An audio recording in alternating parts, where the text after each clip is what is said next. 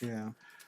I overslept. Like I took a nap and I'm like, I'm just gonna sleep for like an hour or like 30 minutes, and I wound up sleeping till no, I slept like an hour and 10, but I slept awkwardly, so it felt weird. But anyway, we're live with another episode of BS Busters. The title of this is The Best or Not, because we're going over lists of games that people say are pretty amazing, and we'll make that determination. All right, like that. Basically, that's just it. It's like, well, I don't necessarily think so. We also have the 5 definitive Madhouse anime of the '90s. So Madhouse was an anime house, like Sunbeam and Suncoast and Gainax and all that type of shit. So yeah, it's gonna be a kind of a slow, easy night tonight. But before we go any further, I guess we should get to the bet. We should introduce ourselves. Go ahead, Kenoshi, introduce yourself and tell us what you've been playing. Uh, Kenoshi and I've just been playing mainly Hogwarts Legacy. Yes. Yes, Hogwarts Legacy. Hogwarts Legacy. Yes.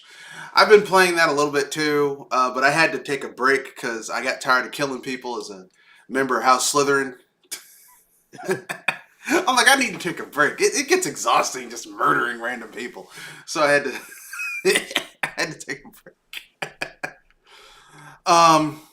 Anyway, so yeah. So we've got 2 lists to go over. The first one is 10 most underrated video games no one played. I guess that's gonna be fun.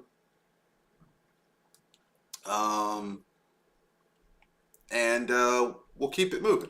So without much ado, I'll introduce myself and tell you what I've been playing, and then we'll get into these lists. I've been playing Hogwarts Legacy as well, not as much as Kenoshi. I also have been playing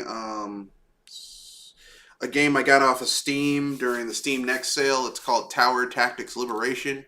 It's a tower defense game. That's it. Been having fun with that. Yeah. I every once in a while I get a hankering for a good tower defense game, and this game scratches that itch perfectly. Also, unlike Monkey Tower Defense, I don't have to. It's not loaded with microtransactions, so that's a plus in its favor. Anyway, let's get to this list. Number 10, and this is from comicbookreader.com. Number 10 is Beautiful Joe.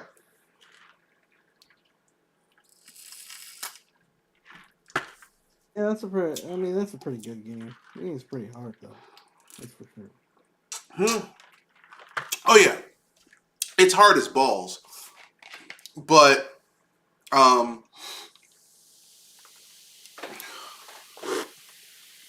sad thing about the Beautiful Joe games is that they were low budget, so they were profitable, but they didn't sell gangbusters. So Capcom didn't really go back to it, which is kind of sad. I think they should just sell Beautiful Joe to Platinum, so they can get their old shit back. Yeah. Number 9, Star Wars: Knights of the Old Republic 2. Now I'm gonna tell you right now, Knights of the Old Republic 2 to me is the better game. Is better than the first game.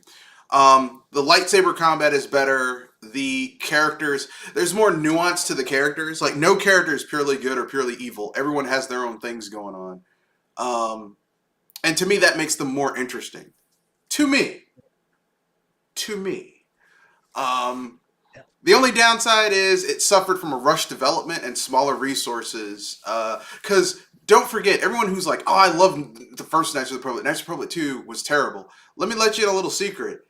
BioWare had like 6-7 years to make that first game. They gave Obsidian a year to make the second one. Yeah.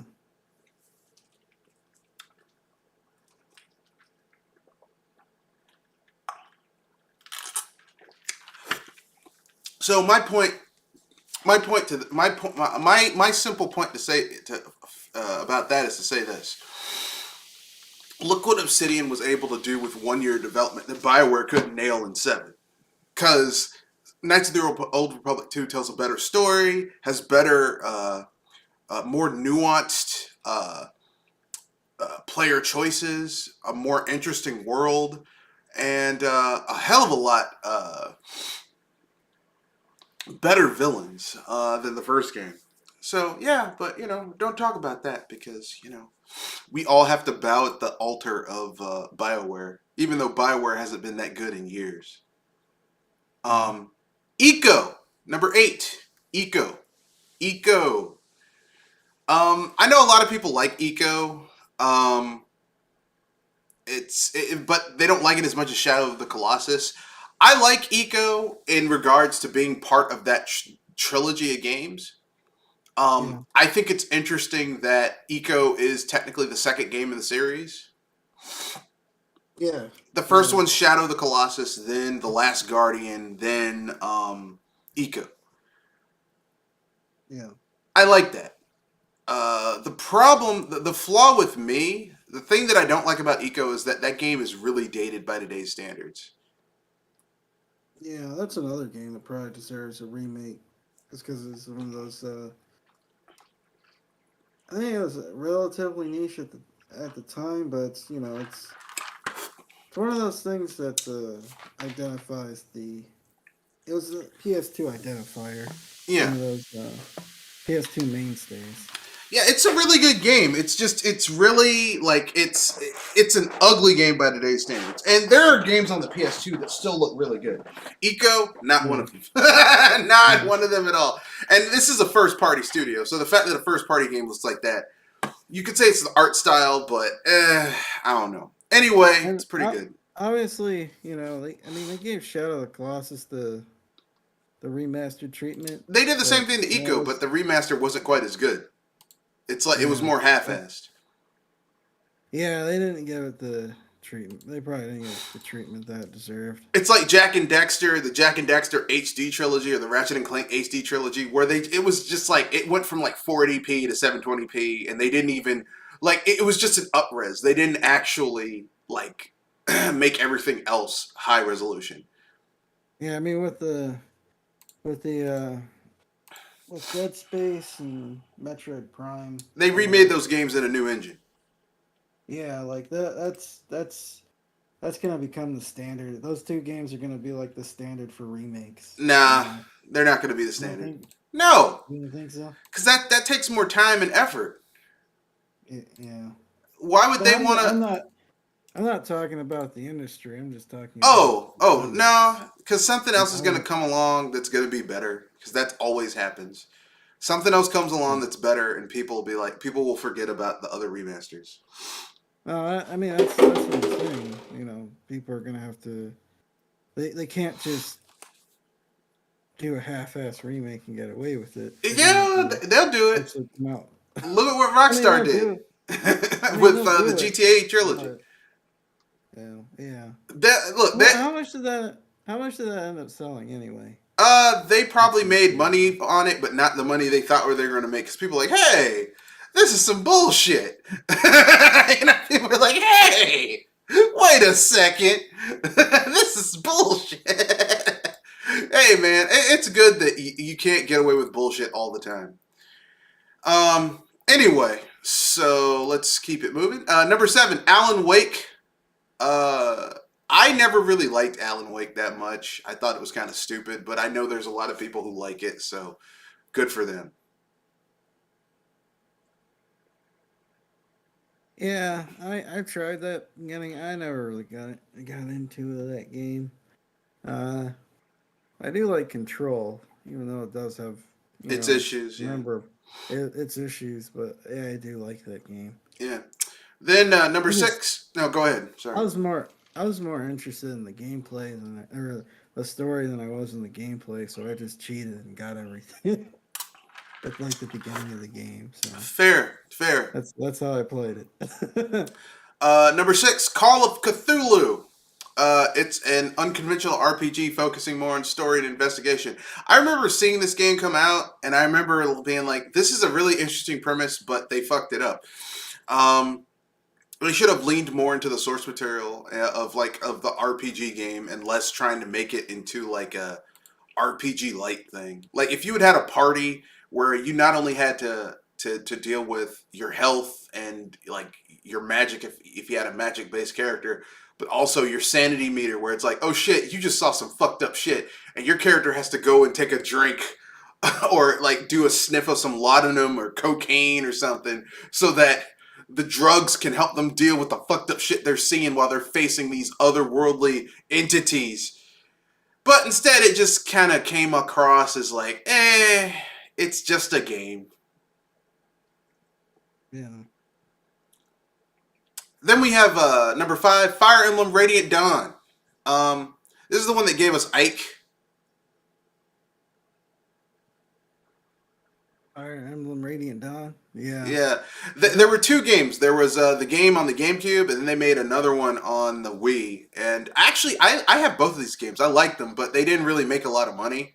But I really did like the 2 Fire Emblems that came out on the GameCube and the Wii that starred Ike. Yeah, there was I didn't know about the Fire Emblem game. Well, obviously I think most of us didn't know about the Fire Emblem games until I played Super Smash. I did, Yeah, but I am a hardcore Nintendo fan, so yeah, because like I remember seeing Ike and Roy and not having any idea who these characters were. well, Roy makes sense, but you're like, who the fuck is Ike? It's like, who is Ike? Yeah.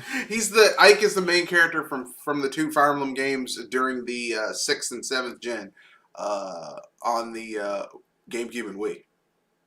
Yeah. It's actually a pretty cool character. Sadly, Nintendo will never remake those games, but because they like leaving money on the table. But you know, whatever. Number 4, Alpha Protocol.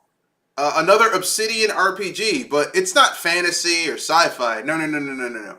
Alpha Protocol is a spy thriller where you could basically be James Bond, or you know.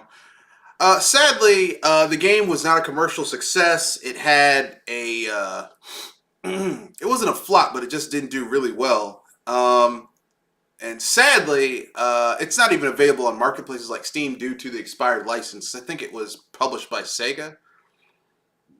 Yeah. And Sega said, "Fuck that." What? What? Was it a 7th gen game? Yeah, it looks I like mean, 7th gen it game. came out on PC and the PS3 and the Xbox 360. It was one of those games, you know. Like, here's the thing: it's an Obsidian RPG. Obsidian, when it comes to RPGs, they very rarely go wrong. So, you know, I mean, basically, the whole central conceit of Alpha Protocol is you can basically be a spy, and you can make your spy into whatever idea of a spy you think. If you want to be James Bond, you can be James Bond. You want to be Jason Bourne, you can be Jason Bourne. You want to be Alex Cross, you can be Alex Cross. You could basically make the spy of your dreams. And but the game just, you know, it just really, you know, it didn't sell well. People didn't get it. The thing about Obsidian is that most of their games people don't get until after the fact. Yeah. Next, we've got Vampire the Masquerade Bloodlines. Now, I've played this game a lot. The reason this game exists is because when it came out, Troika Games, it was pushed out. It was pushed out before its time because this game actually uses the Source engine, the same engine that Half-Life 2 uses. And it would have been the first game to come out to use it, but you know, it was pushed back, but still came out too early, by like a day or so, so it wouldn't be the first Source engine game out. And frankly speaking, this game has a lot of really good ideas, but very poorly optimized because, you know, they were using an engine they were unfamiliar with. This game continues to live on because of the fan community. There's unofficial patches that add new content and expand the game and use content that was supposed to be in the game but never quite made it. And, you know, that makes this game pretty fucking awesome. Yeah. But yeah, I love this game. I was really looking forward to the sequel, but they literally They like literally the studio who's working on the sequel fucked it up because they were saying some shit. They're like, well, we're gonna make a game where you start as a thin blood. And if you know anything about the source material, The World of Darkness, which is the tabletop game that Vampire the Masquerade is based on, thin bloods are like they're the weak ass bitch ass vampires. Like they have the weakest level of power of all the vampires. Like the other vampires look at them like, get out my way, bitch, and backhand them across the face. So if you're starting as a thin blood, it's like y'all either have to have some really good writing or a really good gameplay hook to put someone in that position in the beginning of a game. They didn't. It was just some bullshit. And when they lost the contract to make that game, that studio had to make some changes. So Bloodlines 2 is in limbo. Number 2, Beyond Good and Evil. A famous Ubisoft game that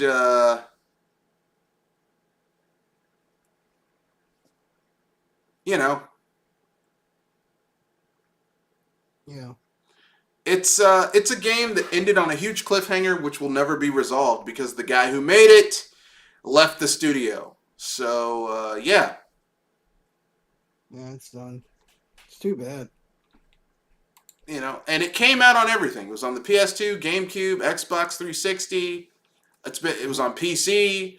I played this game. I beat it. I enjoyed it. I liked all the different shit that was going on in Beyond Good and Evil. It was a lot of gameplay design concepts that came together and somehow still managed to halfway work. Yeah. And too bad Jade is still stuck in limbo. We'll never know what happened to that character. Yeah. Next, we have Killer 7. It follows a group of assassins who are different manifestations of the same dude. They take jobs on for the government, only to stumble onto a conspiracy threatening to upend world peace. Killer 7 is pretty cool. I liked it. Unfortunately, it didn't do well. Yeah. I have it on the GameCube. Pretty good game, though. Next, we have... any thoughts before we move on to the next list, which is the 15 best PS1 RPGs of all time? I don't know if these are the best, but people are making that argument. All right. No, I don't have any thoughts. Okay, here we go. 15 best PS1 RPGs of all time. Number 15, Final Fantasy VIII. I vehemently disagree. I don't know about that. Final Fantasy VIII is trash. It's better than 7, but that's just because actually no. It's worse than 7 because Squall Leonhardt is even worse than Cloud Strife. Because Cloud Strife has a reason to be an emo bastard.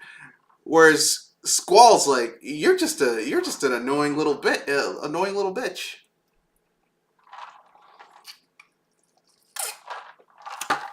Breath of Fire 3. Fucking amazing. Breath of Fire 3 feels like a step forward. Like, if you took the best parts of Breath of Fire 1 and 2 and then made it to a 32-bit game, that's Breath of Fire 3. It's amazing. Yeah. Vagrant Story. It's a game that takes place in Ivalice. So technically, it's the first Final Fantasy Tactics game. It's pretty good. Yeah. Number 12, Grandia. I mean, it's Grandia. Grandia's pretty good. Yeah. Dragon Quest 7?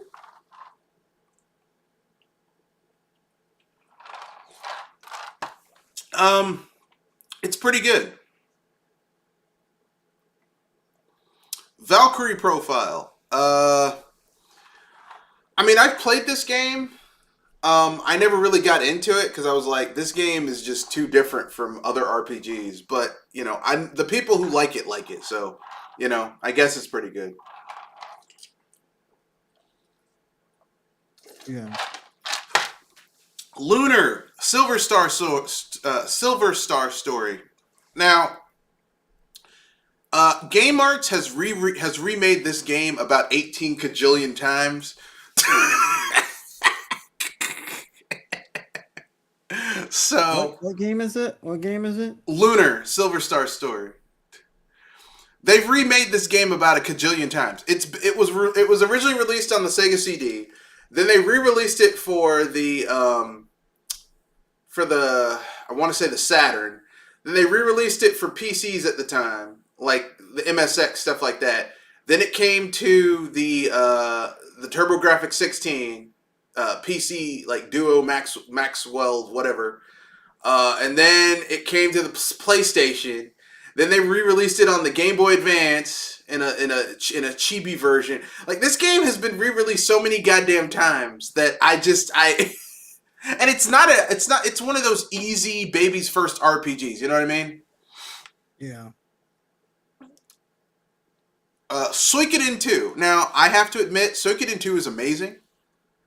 Suikoden 1's pretty good. Suikoden 2 is even better. Suikoden in general is just a really good game. And the story is really dark. Star Ocean 2. No, go ahead. I enjoyed what I played of Suikoden. I like the Suikoden series up to where they like made Suikoden Tactics on the PSP where you're like on a ship. I'm like, I don't really like this. I like Suikoden where I'm like exploring a world and gathering the 108 stars of destiny and shit like that. Yeah. Don't give me like, don't turn it into a tactics game. But whatever. Star Ocean, the second story. It's the sequel to Star Ocean. Sounds fun. I never really I played the Star Ocean for the PS2 and Yeah, that's not a good jumping on point. I'm not gonna lie to you. yeah, and that voice acting was god awful. Some of the worst voice acting I've heard like even some of the bad voice acting back in the early, but there was something charming about some of the. It was just boring. The Toma 2 voice acting was bad, but there's something charming about it. It's just Star Ocean's voice acting is like it's not so bad it's good. It's not even entertaining. It's just boring. Like you could tell the voice actors didn't really know what emotion they were supposed to be conveying. So they just did the best they could. And that's not on the voice actors, that's the director of the voice actors. But, you know, like, the thing for me is that the premise behind Star Ocean is really cool. The execution has never been good. The premise is, okay, what if you made a JRPG where technology has gotten to the point where it's indistinguishable from magic? Yeah. But the problem is that every Star Ocean game, like, devolves into sword sorcery. So it's like, well, why do you tease us with a sci-fi setting where everything just devolves into fucking like typical fantastical tropes? You know, like you're fighting dragons. It's not a dragon. It's a creature that looks like a dragon. I'm like, no. It does it have wings? Is it scaly? Is it flying? Does it breathe fire? It's a goddamn dragon. That's basically where I kind of draw the line at Star Ocean. The premise is really cool. Here we get to number 6, Chrono Cross. Fuck that game. Like, embarrassment. I'm like, Chrono Cross. No. Lunar, Eternal Blue. Oh great, another Lunar game.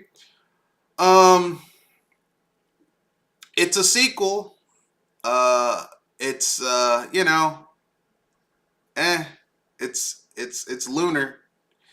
Final Fantasy VII, number 4.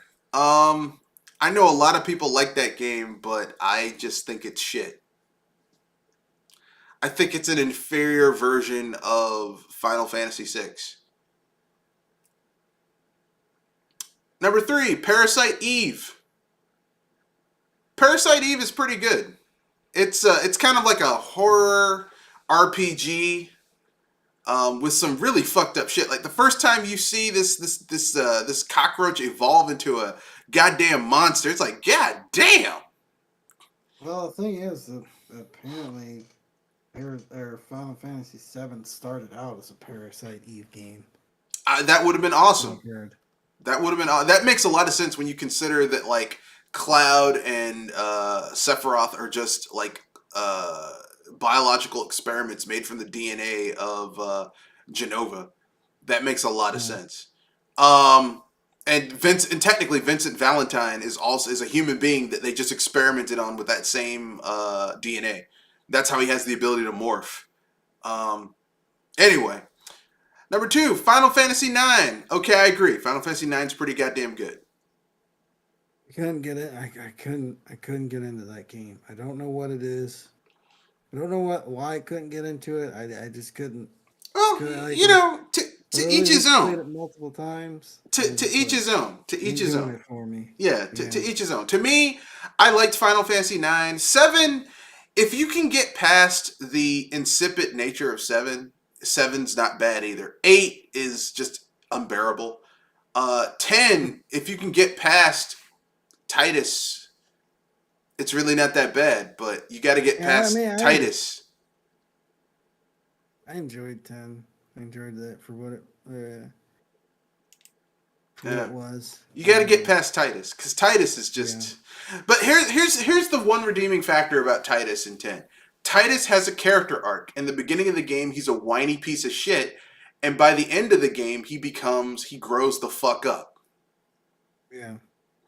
Now, unfortunately, he dies shortly after that, but still, he grows the fuck up. Whereas Vaughn in Final Fantasy 12 is always an insipid piece of shit the entire game. Anyway, the number one best game on the PS1 of the PS1 RPGs is Xenogears. I disagree. I think Xenogears is one of those try-hard RPGs. It's just trying too goddamn hard. Why do you say that? I haven't played Xenogears. Because it's one of those Xenosaga games. Like, the problem with Monolith Soft is that they try too hard with some of their games. Xenogears, Xenosaga 2, they try too hard to like they want to tell this epic, long, engrossing story, and I'm like, man, just make a good game, because the gameplay's not that good. Yeah. You know, it's like, okay, like I would rather play a game. Okay, look, listen. If you can't tell a deep, engrossing story that's badass and amazing, at least make the gameplay good. But the gameplay in Xenogears is kind of trash. Yeah. It's like, I'm kind of underwhelmed. You know, it's. Everybody holds up that freaking game in high esteem. Well, because I don't think anything else. You're probably the only one I've heard say that it's trash.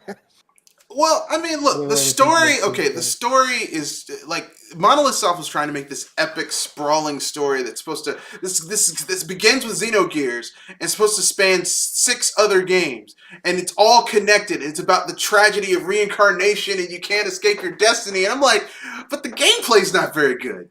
You know, it's like I mean, look, man, I have nothing against a game that talks about, you know, you can't escape your destiny and like can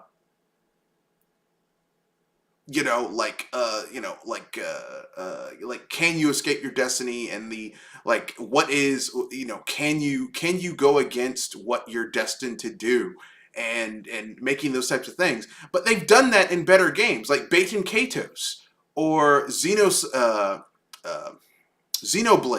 Xenoblade 1, Xenoblade 2, Xenoblade 3. All those games deal with that type of thing, and it's done much better. So I'm like, nice try, but no, close but no cigar. You know what I'm saying? Yeah, exactly. But, you know, a lot of people like that game. I'm not one of those people. I mean, I played it, I beat it, I was like, yeah, okay. I get what you're trying to do, but it's not really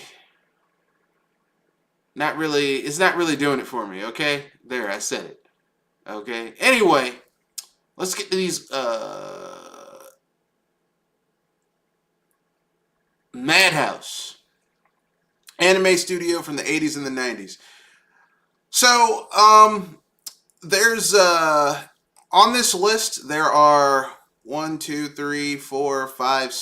There's five anime series slash movies, and I'll just announce them, give a brief blurb about what they're about, and you can agree or disagree, or if you've seen it, chime in. Cool. All right, number one, Perfect Blue. Perfect Blue is simply outstanding. This dark and sophisticated psychological thriller anime won't take your emotions. It will poke them till they bleed. Released in '97, directed by Satoshi Kon, Perfect Blue is based on the novel Perfect Blue, Complete Metamorphosis by Yoshikazu Takuchi. It is the story of Mima Kirigoe, the former member of a J-pop band. She's now an actress, and the change in her career has spurned an obsessed fan. And a change in her career has spurned an obsessed fan who begins stalking her. A creepy website called Mima's Room appears, and when Mima learns about it, she can't stop thinking about it. A mix of paranoia and obsession creates a psychosis, and suddenly Mima cannot distinguish fantasy from reality. People end up murdered, and Mima is the prime suspect. I've seen this before. I really didn't know what the fuck was going on, but I guess people like it. Yeah. That's all I'm saying. I'm like, I really, Perfect Blue has a lot of cultural reference, but for me watching it, I'm just like, I don't get it. But then again, you have to remember, when I was watching anime like this from places like this, I liked really violent R-rated shit.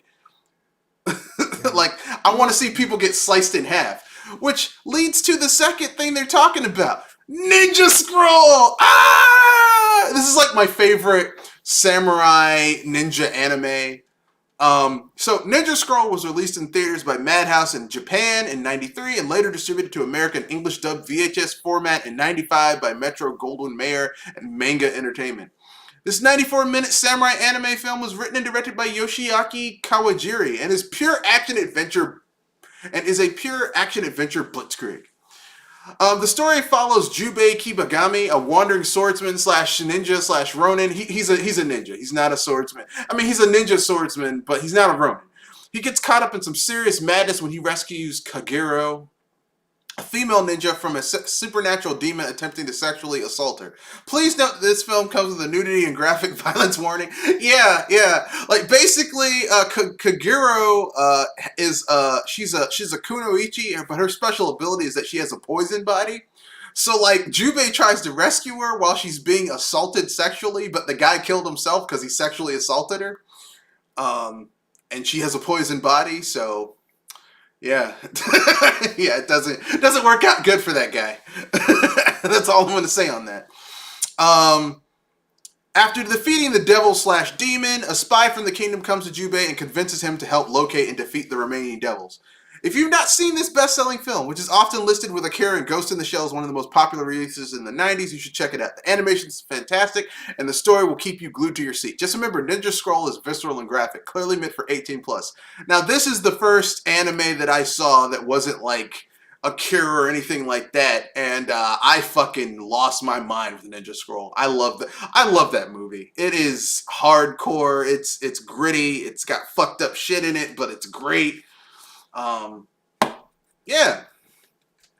you should watch it. Yeah, again, I've heard of it. It's something I've never seen. Well, if you ever get a chance, you find it on a streaming service, watch it. It's pretty goddamn good. Next, here's something you might not, you might know a little something about. Trigun. Yeah, Trigun. I never was that into Trigun, but I know a lot of people like Trigun. So, Vash the Stampede, yay!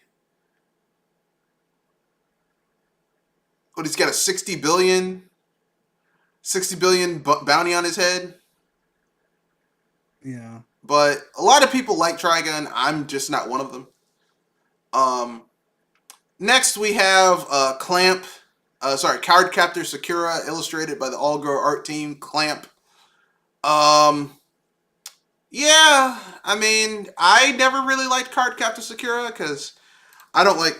The only Magic Girl anime I'll admit to watching is Sailor Moon. And that's because it came, it came on before Dragon Ball Z. And that's all I'll admit to watching. I never watched Cardcaptor Sakura. I remember. I remember that show. Yeah, I remember that. I remember that show. Yeah, yeah. I was like, yeah, I don't like this. Like she's like capturing monsters and cards, and it was weird. It was fucking weird. Yeah. So then we have their next thing, which is Record of Lotus War. Now, for Oh, those, they have all they have the series on YouTube. yeah. I guess So the publishers did. I guess the publishers just didn't care. no, someone pirated that shit. Record of Lotus War. So for those of you who don't know, Record of Lotus War is functionally speaking. Imagine if someone made a D&D anime, but made it as gory as D&D should be, considering the fucked up shit that happens to you in D&D, and that's Record of Lotus War.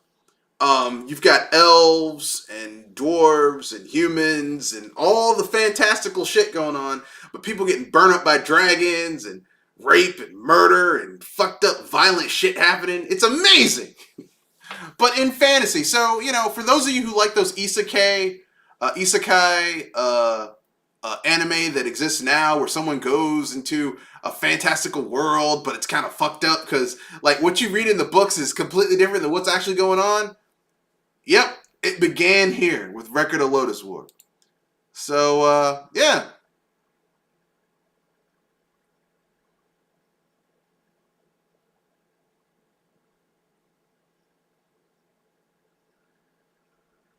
So for those of you who are like, oh my god, Madhouse, they were just like beasts in the 90s. You want to know what else they did? Beyblade, Chobits, Claymore, the Marvel anime series. Madhouse just they kept it going on.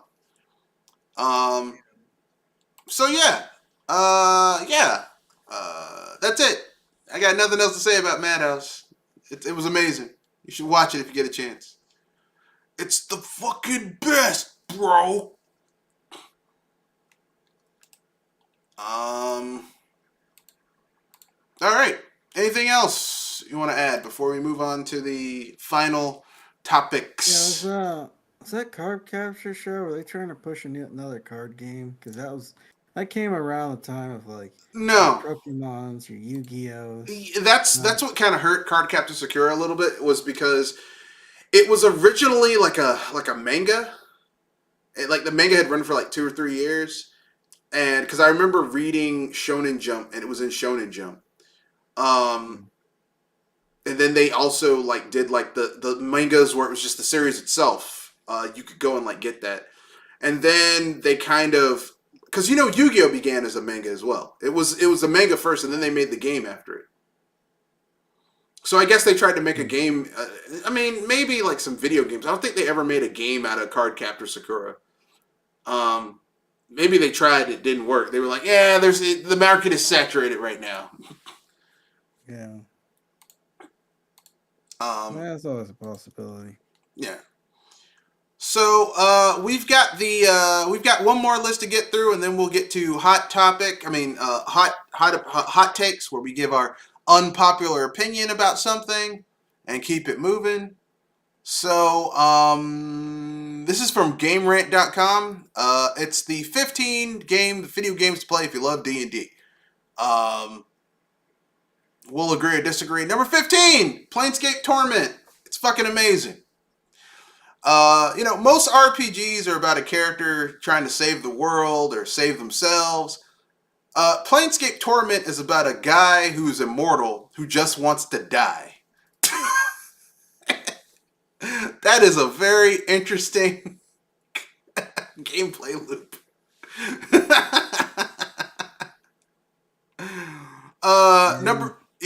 Number 14, Dragon Age Origins. Yeah, Dragon Age Origins is pretty fucking amazing. I don't know what else to say about it. Yeah, No, go ahead. Go ahead.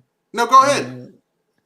Oh, I've just never I never played that game. It's funny, I own it. I started playing a little bit of it. I didn't hate it. I just played it, and then wanted to see if my at the time if my computer could run it, and then I just never played it again for some reason. Well, if you ever get a But chance, you go on vacation, you get a little bit of time, just play it. Now, I will yeah, say, depending on the origin for not the origin for each character isn't great. Like I would say, the human noble's origin is pretty good. The dwarven, the elven orphanage origin is pretty good. The dwarven noble is pretty good, but the like half of the origins are really good, half of the origins are trash. So it's like you got to get through the origin, but once you get to the actual gameplay, it's pretty good. Especially you get the Game of the Year edition that has all the fucking DLCs and bonuses and all the extra shit. And if you go to Nexus Mods, you can get mods for it that add even more shit to it. It's pretty good. yeah, Pathfinder Kingmaker. It's based on Pathfinder, which Pathfinder itself is based on the 3.5 rules of D&D. So if you don't like 4 and 5, Pathfinder is for you. Number yeah, 12, Knights of Pen and Paper. Um, I mean, it's basically a D&D game. Number 11, Arcanum of Steamworks and Magic Obscura. This game was made by Troika Games. It's a cult hit, and it's pretty goddamn good. Imagine a D&D world where technology has progressed to where you have magic side by side with steampunk, and steampunk that's been combined with magic to create magic punk as well. And that's this game. There's some really good writing, some really good fucked up shit, and I have it I have this game, but I've never actually just played it. I hear it's really good. I've never played it. One day I'm going to sit down and just play through it. yeah. Icewind Dale. It's a Black Isle developed game. Now, for those of you like, who the fuck is Black Isle? Black Isle. How can I put this? Black Isle are the people who made are part of the team that are the people who made Fallout 1. Yeah. So you're in pretty good hands when they make an RPG.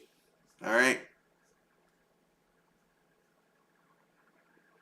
Next, D&D Online. I would totally push this game forward, but the the microtransaction barrier is so hard in this game that I can't in good faith say that it is worth playing.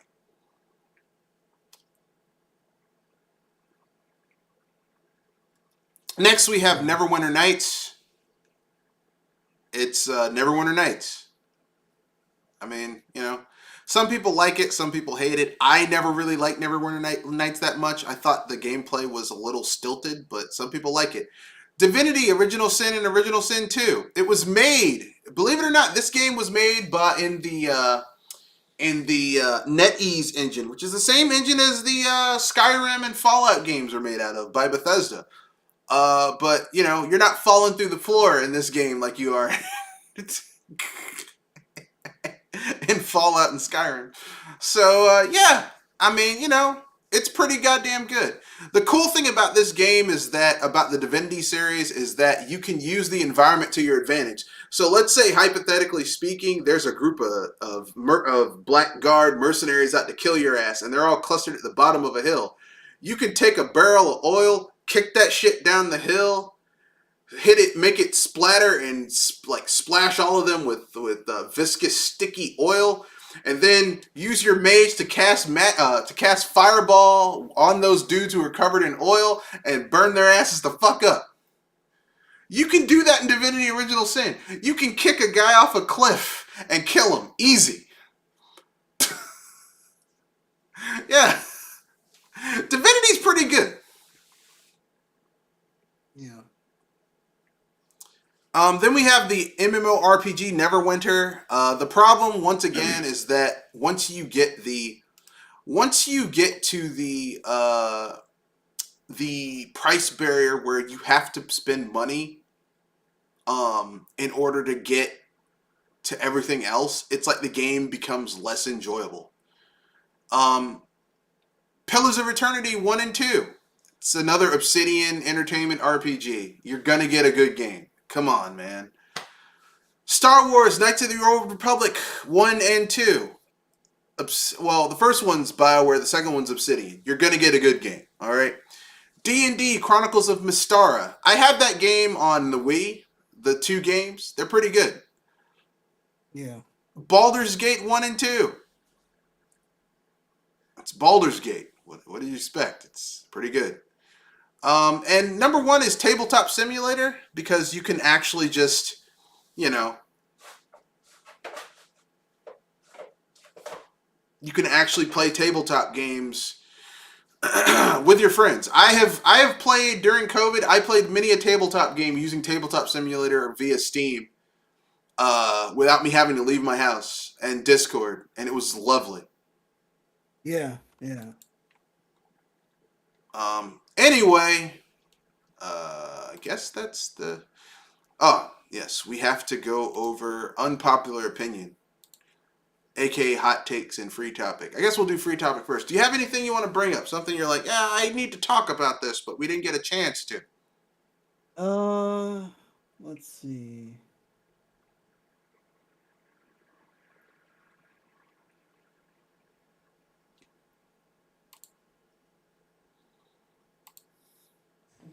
Not entirely. All right. Then I guess I'll. Do you have an unpopular opinion you would like to share? No, not this week. All right. I have an unpopular opinion. I already shared one of them, which is I don't think Xenogears is all that good of a game. I think it has a lot of really good ideas, but it's not well executed. My unpopular opinion is about Breath of the Wild and its sequel, Tears of the Fallen Kingdom.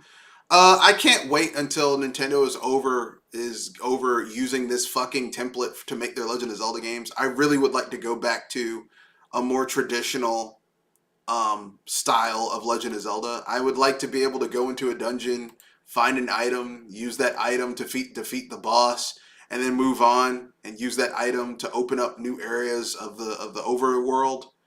I'm not a huge fan of weapon degradation. Fuck weapon degradation. But there's 2 things they could add that would make weapon degradation in Tears of the Fallen Kingdom that would make it less of a bitter pill to swallow with weapon degradation. And here's what they could do. What's that? All right. Make it so that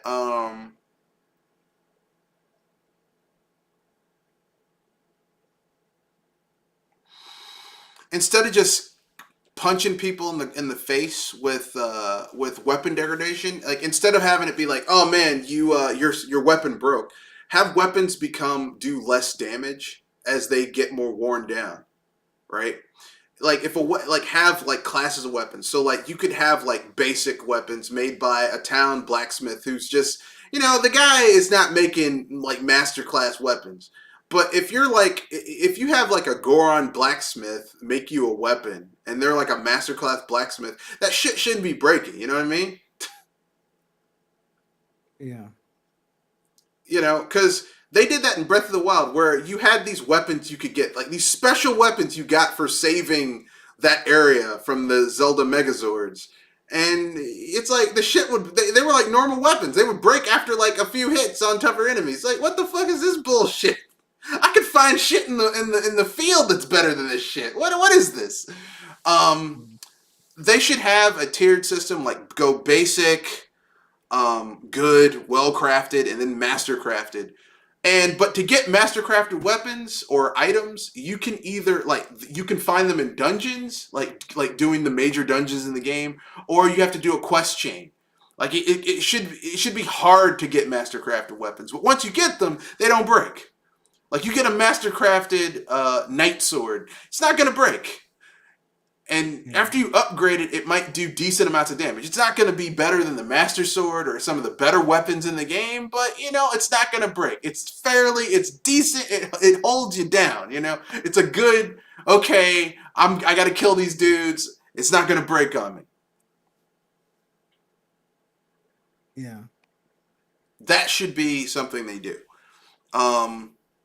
What else? I didn't like the lack of enemy variety in the last game. I thought it was kind of stupid. Because there was only like 8 different types of enemies in that game, and everything was just all the enemies were just variations on the same shit. And I didn't like that. Yeah. But to each his own.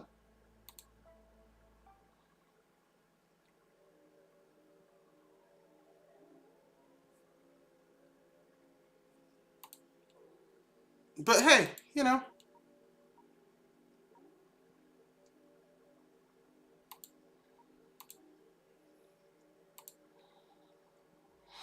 Anyway, that's my opinion. Anything you want to go with?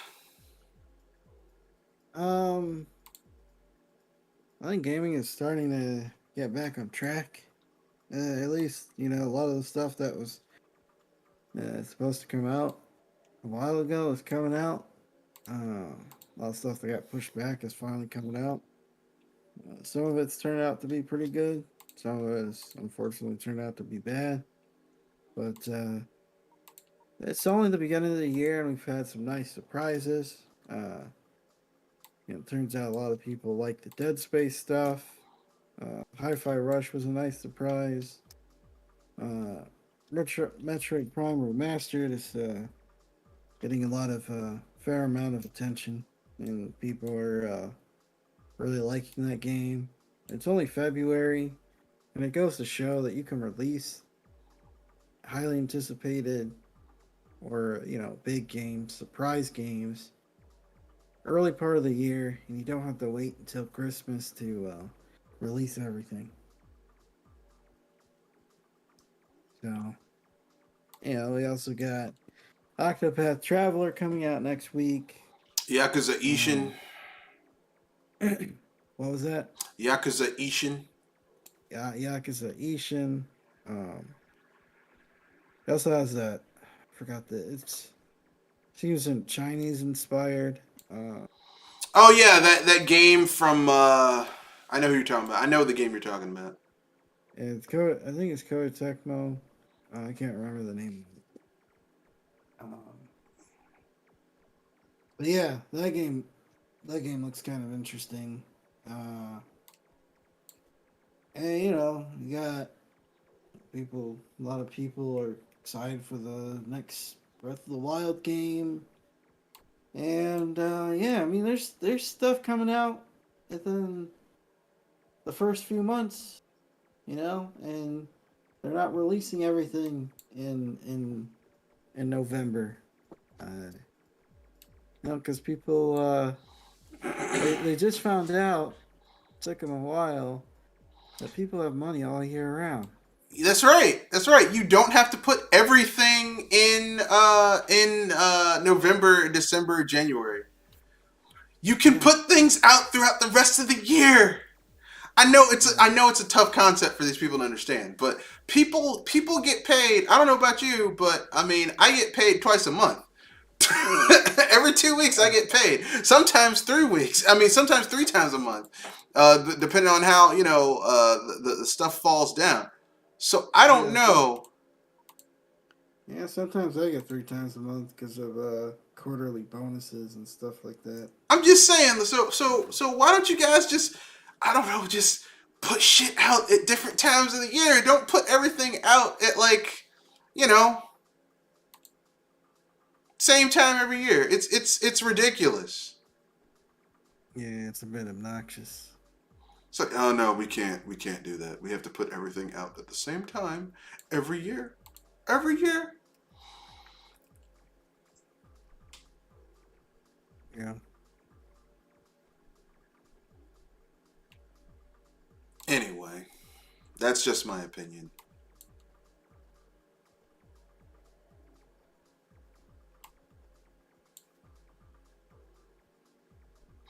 Anyway, I agree. I 100% agree. I think you're right. I wish companies would listen to you and, space out space out their releases and don't put everything out at the same time. But that takes time and energy and effort. They don't want to do that.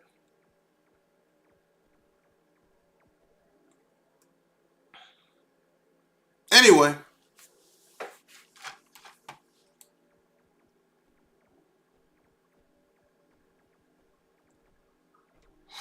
That's in the cast. Anything you want to pimp out, Kenoshi? Yeah, Project Console, Tuesday, 6:30 Eastern Standard Time. Hope to see you guys there. All right. This was Red Fox. The next cast will be next week. My schedule will be changing. Around the end of February, I will be going back to 4 days a week of work. So I will work the weekend, Friday, Saturday, Sunday, Monday, and then I will be off Tuesday, Wednesday, Thursday, Friday. Tuesday, Wednesday, and Thursday. So that's going to be nice. To be free yet again and have real time off. So yeah.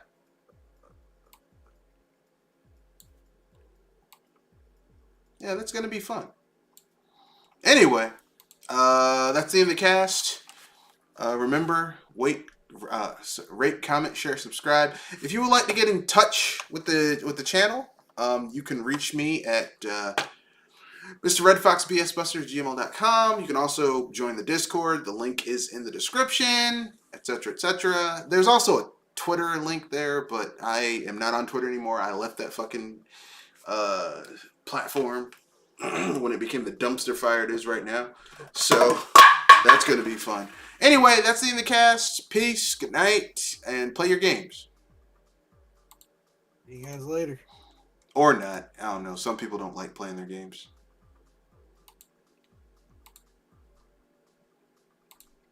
Anyway.